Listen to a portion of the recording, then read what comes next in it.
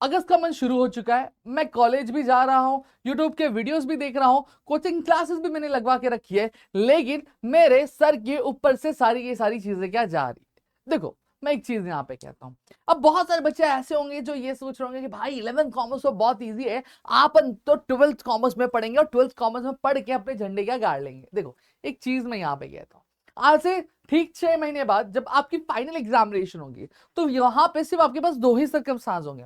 पहला ये कि भाई जैसे मैंने मेरी 10th तक मेरी चीजें मैंने बर्बाद की वैसे 11th में की, और काश शायद मैं पहले पढ़ने लगता तो शायद मेरा कुछ आज भला हो गया होता।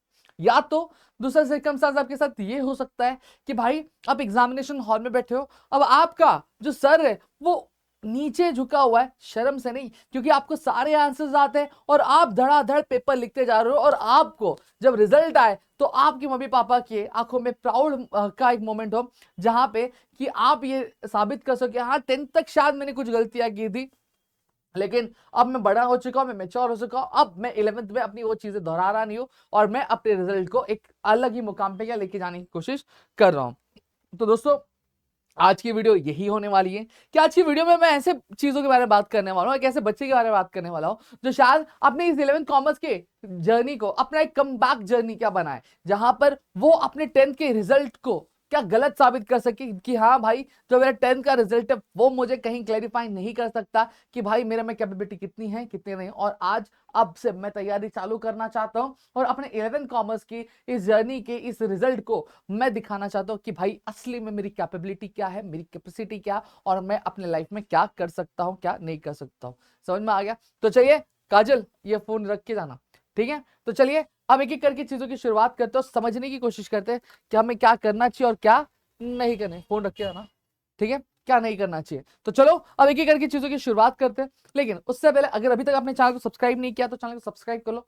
साथ ही साथ दोस्तों मैं एक चीज और यहाँ पे कहना चाहूंगा कि आप क्या करो, आपको करना यह है कि भाई आपका ये डेडिकेटेड व्हाट्सएप चैनल ये आपके लिए ही है स्पेशल।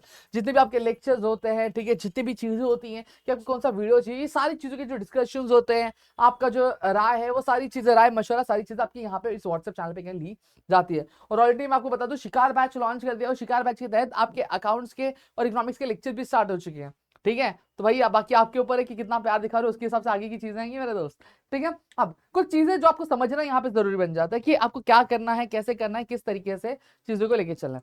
सबसे पहली चीज यहाँ पे मैं आपको बताऊं कि सब्जेक्ट की प्रायोरिटी आपको डिसाइड करनी क्या जरूरी यहाँ पे बन जाती है,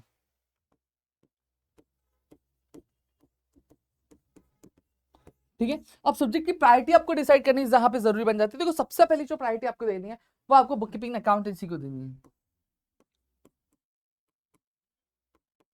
ठीक है?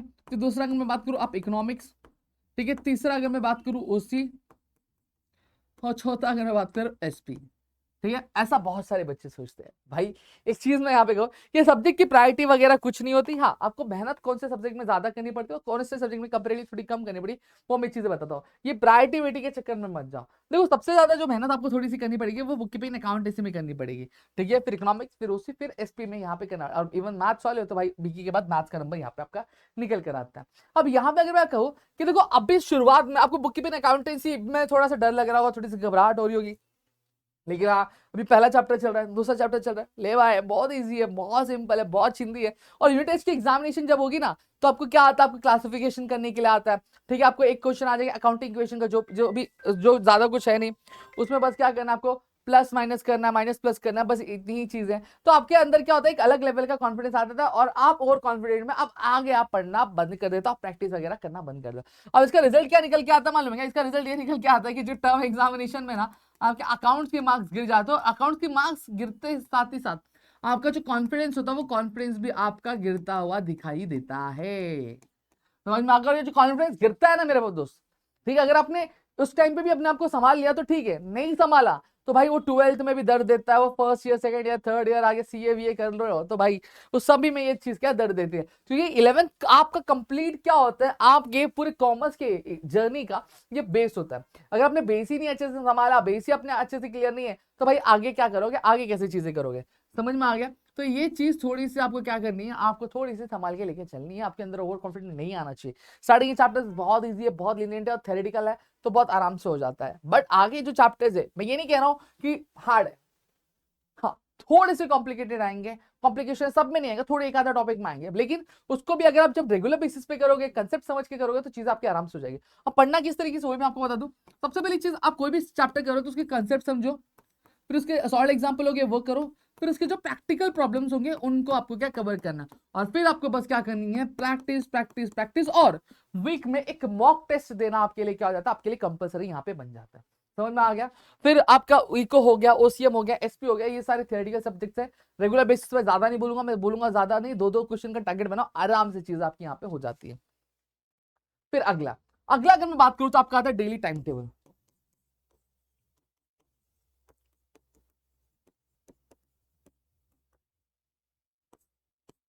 ठीक है, डेली टाइम टेबल आपको बनाना है। अब देखो, टाइम टेबल का एक ऑलरेडी मैंने परफॉर्मा मेरे यूट्यूब चैनल पे डाला हुआ है, प्रदीप गिरी कॉमर्स अकेडमी पे, जाके चेकआउट कर लो। बाकी टाइम टेबल आपसे अच्छा आपका कोई और नहीं बना सकता, क्योंकि देखो मैं यहाँ पे बनाऊंगा, मैं अपने हिसाब से बना दूंगा। आप बहुत सारे बच्चे हो, ठीक है, हर बच्चे का स्किल अलग है, हर बच्चे का टैलेंट अलग है, हर बच्चे का शेड्यूल अलग अलग होता है। तो यहाँ पे आपको आपके हिसाब से क्या बनाना है। बस देखो, मैं एक चीज यहाँ पे आपको कह देना चाहता हूँ, मैं ये चीज कहूंगा कि आप एक न्यूमेरिकल सब्जेक्ट रखना, मतलब एक सॉल्विंग वाला सब्जेक्ट रखना रेगुलर बेसिस पे, और एक जो आपका रहेगा, एक आपका थ्योरी सब्जेक्ट रखना। समझ में आ गया, ये कॉम्बिनेशन लेके चलो। बेसिकली अगर मैं बात करूं, मेरा कहने का मतलब ये है कि अगर आपका अकाउंट्स और मैथ्स है तो वो तो डेली बेसिस पे करना है, ठीक है, और उसके साथ में आपको एक थियरी सब्जेक्ट क्या लेके चलना है। उसमें भी ज्यादा नहीं बोलूंगा, अगर अभी से पढ़ना चालू करो, दो दो क्वेश्चन भी किया मेरे दोस्त, आराम से चीजें हो जाते हैं। रेगुलर बेसिस पे दो दो क्वेश्चन भी किया तो आराम से चीजें हो जाती है। और फिर वीकेंड पे क्या करोगे, वीकेंड पे आपको एक मॉक टेस्ट दे देना। मॉक टेस्ट मतलब सब्जेक्ट का टेस्ट दे देना। सब्जेक्ट का टेस्ट देने इसलिए कह रहा हूं क्योंकि अभी से थोड़ी सी आदत डालोगे तो भाई 12th में मजा आए और बढ़िया लगेगा यार। तो यार, और साथ ही साथ आपकी गलती क्या हो रही है, ठीक है, आपका एरर क्या हो रहा है ये आपको पता चलेगा, आपके साथ इश्यू क्या है ये आपको पता चलेगा, आप कहाँ पे मात खा रहे हो ये चीजें पता चलेंगी। और वो सिर्फ टेस्ट देके रख नहीं देना, आपके स्कूल जा रहे हो या फिर कोचिंग क्लासेस जा रहे हो तो एक बार जाओ, वो टीचर को दिखाओ कि मैडम देखो मैंने पेपर सॉल्व किया और देखो इसमें क्या गलती आ रही है, क्या इश्यू आ रहा है, ठीक है, वो आपको गाइड करेंगे, फिर उसको रेक्टिफाई करो और फिर अपनी चीजों को लेके आगे यहाँ पे क्या पढ़ते जाना है। समझ में आ गया। फिर उसके बाद अगर मैं बात करूं, आता है बैकलॉग। देखो, मेरा सजेशन रहता है कि आप बैकलॉग पहली बात तो बनने ही मत दो। क्या, आप बैकलॉग सबसे पहली चीज बनने ही मत दो, क्योंकि देखो बैकलॉग अगर बनेगा तो आपका बोझ बहुत ज्यादा बढ़ जाएगा, और बोझ बढ़ जाएगा तो फिर दिक्कत हो जाएगी। हाँ, लेकिन अगर बैकलॉग बन भी जाता है तो आपको इसके लिए एक फॉर्मूला दे दो 80-20 का। 80-20 का मतलब क्या होता है, जैसे फॉर एग्जाम्पल अगर आप पढ़ाई कर रहे हो, ठीक है, पढ़ाई दिन में अगर फॉर एग्जाम्पल आप 2 घंटा कर रहे हो, ठीक है, 2 घंटा सिर्फ पढ़ाई कर रहे हो, पढ़ाई का बोल रहे हो, टाइम पास इन पास उसको निकालेंगे, तो उसमें से आप 1-1.5 घंटा, 1.5 घंटा अब अभी जो करंट नया पढ़ रहे हो वो लेके चलो, और जो आधा घंटा है वो आपका जो बैकलॉग है, उस बैकलॉग को आपको क्या लेके चलना है, उस बैकलॉग को आपको क्या कवर करके चलना है। इससे क्या होगा, आपकी नई जो करंट चीजें चल रही है वो भी आपकी कंप्लीट हो जाएंगी, और जो पिछली जो चीज है वो भी आपकी क्या कंप्लीट होती जाएंगी। क्लियर हो गया, इतनी चीजें क्लियर है। फिर उसके बाद अगर मैं बात करूं, आपका एक वीकली प्लान होना चाहिए। वीकली प्लान मतलब क्या हो गया सर, देखो वीकली प्लान की जब मैं यहाँ पे बात करता हूँ तो यहाँ पे वीकली प्लान मतलब ये निकल कर आता है कि आपका एक पूरा हफ्ता का एक शेड्यूल होना चाहिए कि भाई इस हफ्ते मुझे इतने सॉल्व्स क्या सॉल्व करने हैं, मुझे इतने क्वेश्चंस निकाले हैं, मुझे इतने ओसी के क्वेश्चन याद कर लेने हैं, मुझे इतने इको के क्वेश्चन याद कर लेने हैं, इतने मेरे को एसपी के क्वेश्चन याद कर। अब देखो एक चीज ये भी कह रहा हूँ कि जो वीकली प्लान बना रहा है, जो टारगेट बना रहा है, वो टारगेट भी ऐसा रखना जो एक्चुअल में पूरा कर सको। पता चल रहा है 50 क्वेश्चन का टारगेट बना ले रहे हो और एक्चुअल में 50 क्वेश्चन हो ही नहीं पा रहे, और स्टार्टिंग में 50 क्वेश्चन कर भी नहीं पाओगे। आपको कंसेप्ट क्लियर, हाँ, बाद में जब आप एक बार एकदम मतलब प्रैक्टिस प्रैक्टिस कर लिया, हाँ भाई डेली के आपको वीक में 50 क्वेश्चन सॉल्व करने, तब आप कर सकते हो, क्योंकि आप तब तक आप हर एक चीज में प्रो हो गए होगे।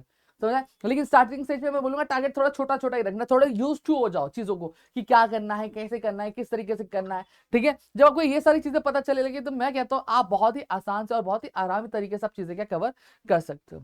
क्लियर हो गया। फिर लास्ट अगर मैं बात करूं, कम बैक।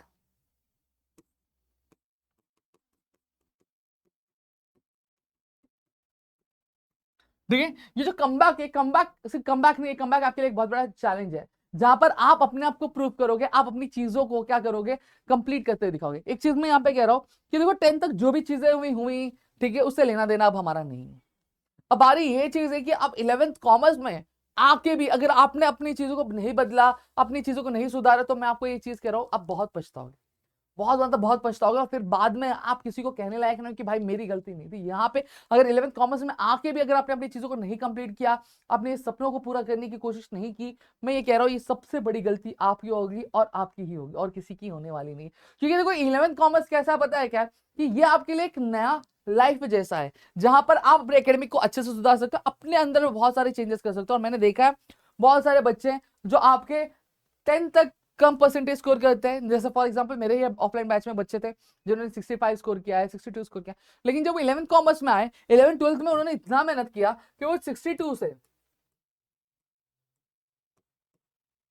89 तक का भी फासला उन्होंने कवर किया है। तो यहाँ पे ये चीज आपके ऊपर है कि भाई आपको करना है। ये इस वजह से नहीं होता कि कॉमर्स इजी है, ठीक है, ये इस वजह से होता है कि वो डेडिकेटेड पढ़ाई करते हैं, डेडिकेटली सारी चीजें कवर करते हैं, इस वजह से चीजें पॉसिबल हो पाती हैं। और अगर आप सोच रहे हो कि भाई उन्होंने कर लिया तो मैं भी कर लूंगा, हाँ कर लोगे, लेकिन जब मेहनत करोगे तब, उससे पहले नहीं। समझ में आ गया? होप तो यहाँ पे पूरी चीजें क्लियर हो गई। अगर अच्छी लगी वीडियो तो प्लीज वीडियो को लाइक करिए, सब्सक्राइब नहीं किया तो चैनल सब्सक्राइब करना। मिलता है हमारे अगले वीडियो में। जय हिंद दोस्तों।